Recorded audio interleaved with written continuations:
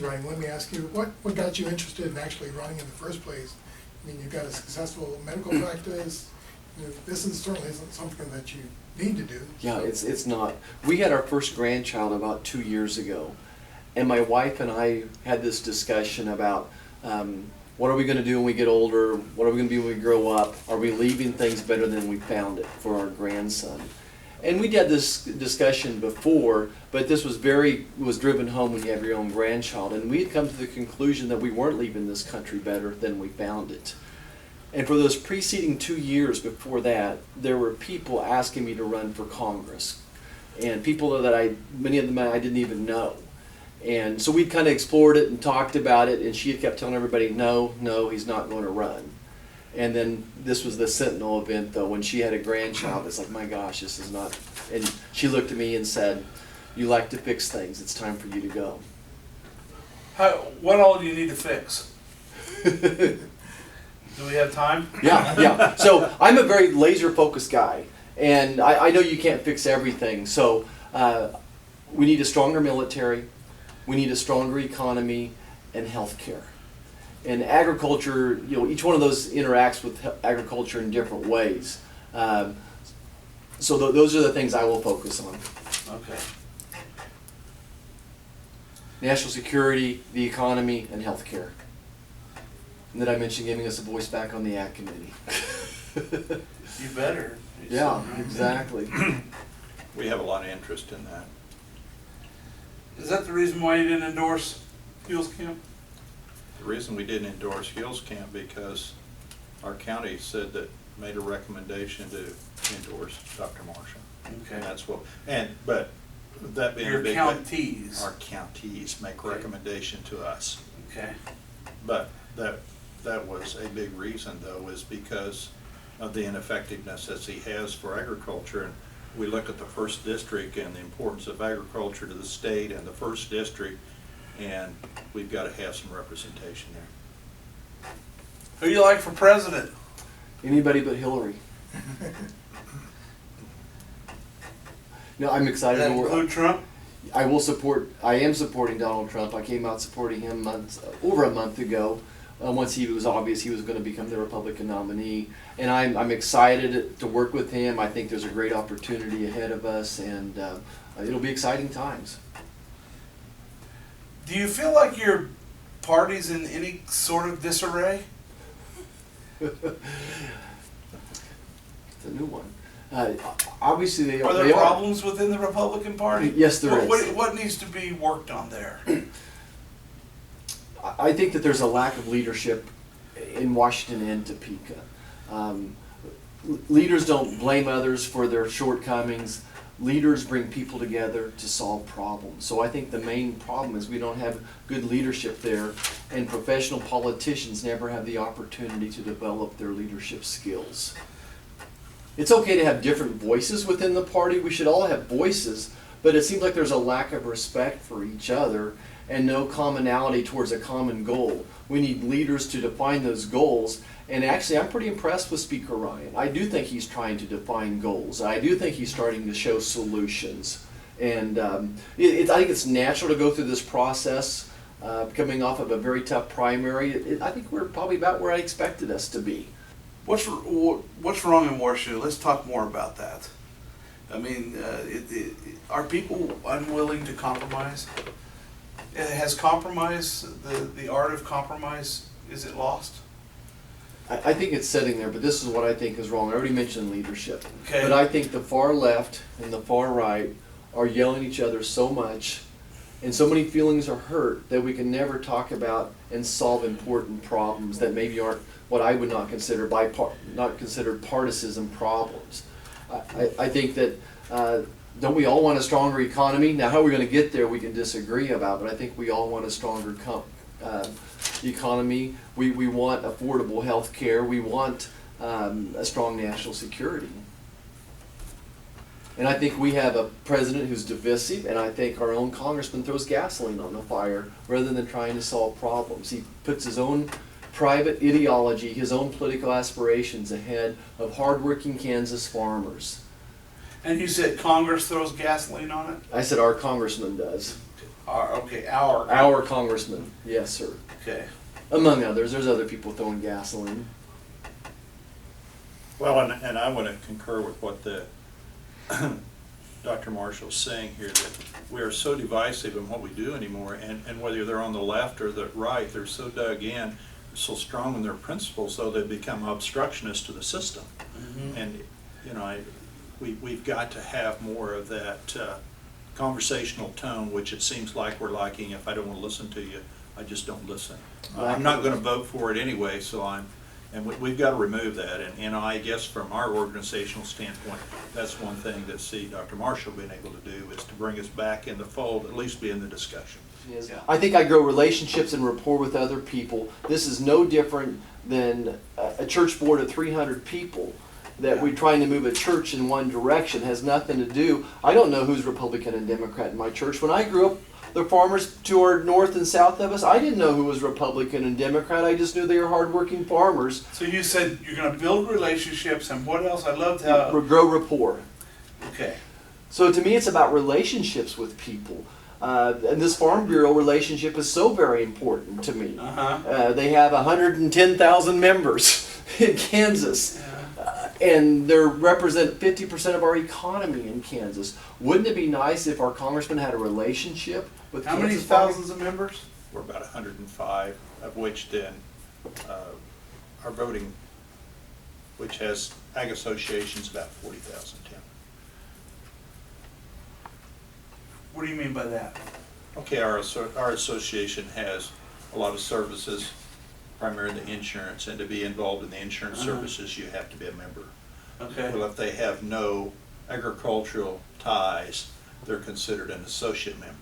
Okay, so 40,000 40,000 associate. are, no, 40,000 considered voting members, which have ag Okay. affiliations.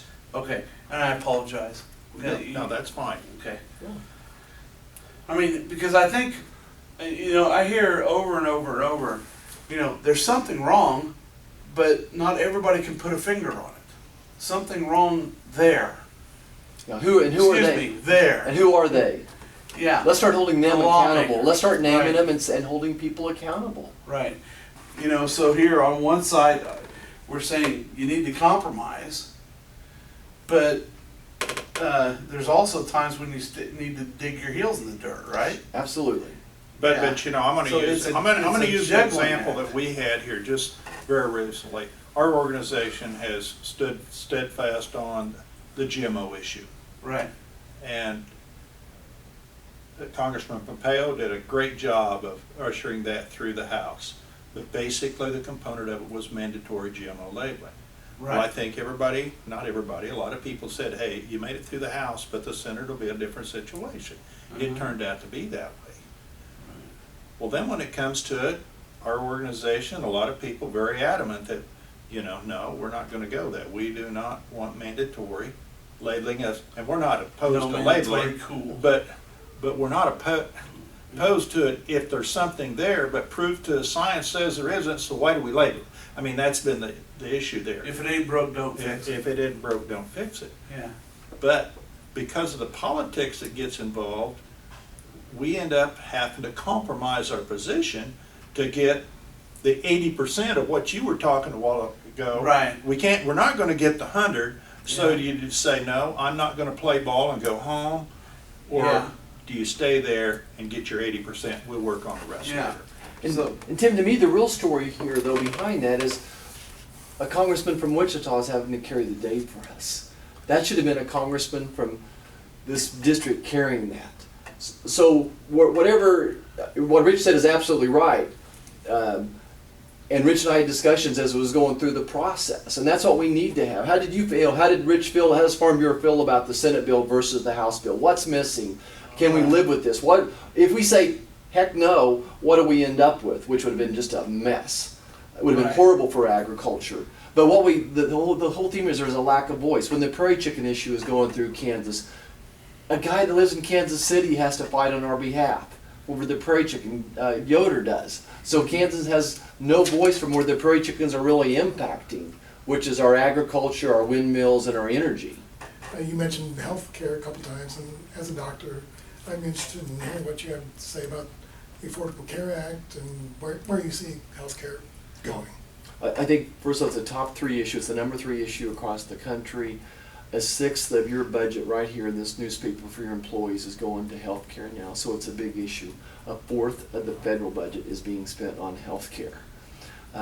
What I'll bring to the table is experience as a physician. I've helped run a hospital for 15 years. I purchased health insurance for 300 people. I purchased health insurance for a group of 5. And I even have overseen 3 different county health departments, so I understand a little bit about public health. So I think that's a great information source to start with, and I may be maybe the only physician, if I was elected in Congress, that's actually ran a hospital as well. So I would prefer to repeal the Affordable Care Act, and the main reason I want to do that is because it decreased Medicare funding for hospitals. And what I call Salina still a rural hospital in context of compared to a bigger inner city hospital. Most of our inpatients are Medicare patients. So one of the big reasons our hospitals are going to the tank right now, especially in rural Kansas, is decreased Medicare reimbursement. Okay. But beyond repealing it, I think we can start incrementally replacing it.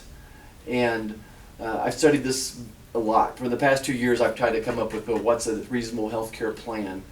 And I went to Washington, D.C. There's 18 physicians in Congress. I sat down with their leadership, and I took 5 incremental steps.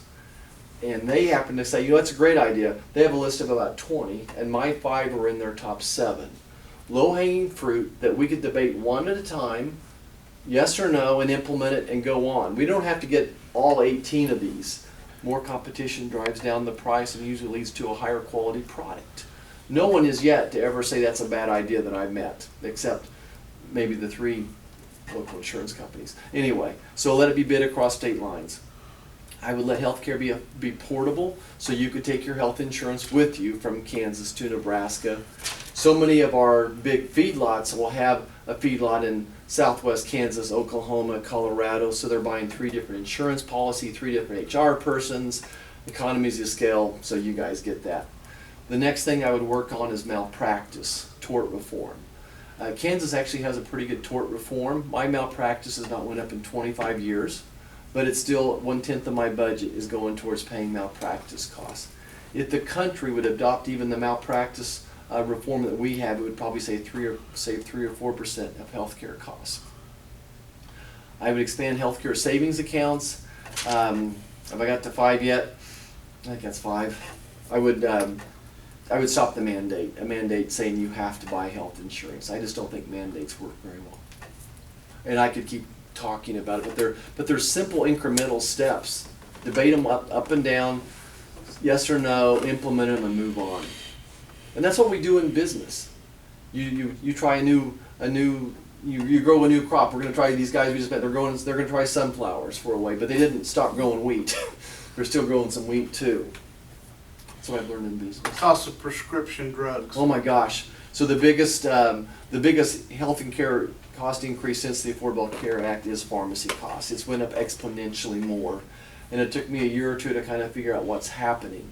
But what I believe is happening is these big pharmacia is buying up competition, so generics are not being made anymore. So my patients can no longer get the generic; they're forced to buy their retail.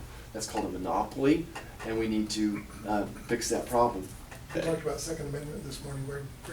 What's your view on Second Amendment issues? Gun control. Gun control. Yes, I'm in favor of the Second Amendment. I'm a lifetime member of the NRA. I don't think guns are the problems.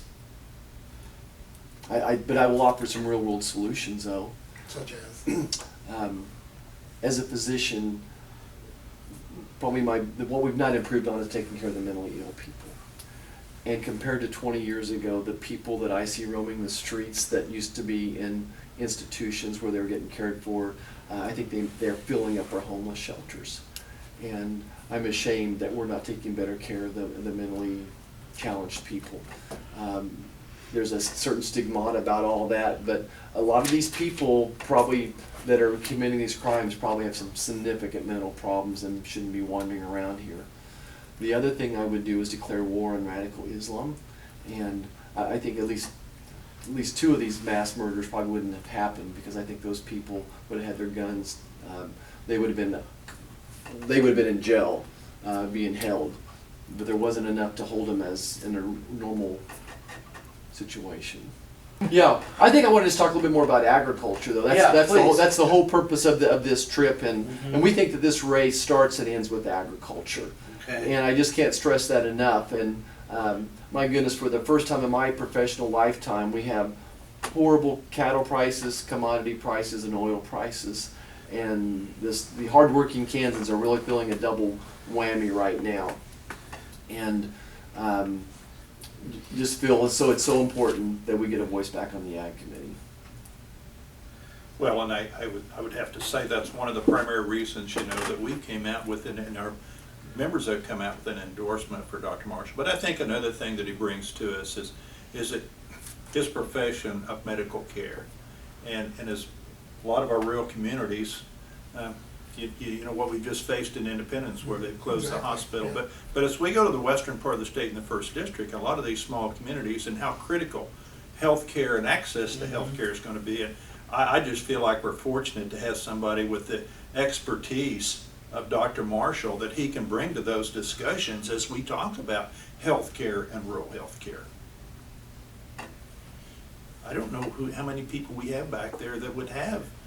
You mentioned earlier that there's 18 physicians in DC, but I would be willing to bet that we don't have any that come and represent a district as rural as the first district. It's still, I still think in Kansas, people that make decisions, they go to the front page of the newspaper. Yeah. They still do.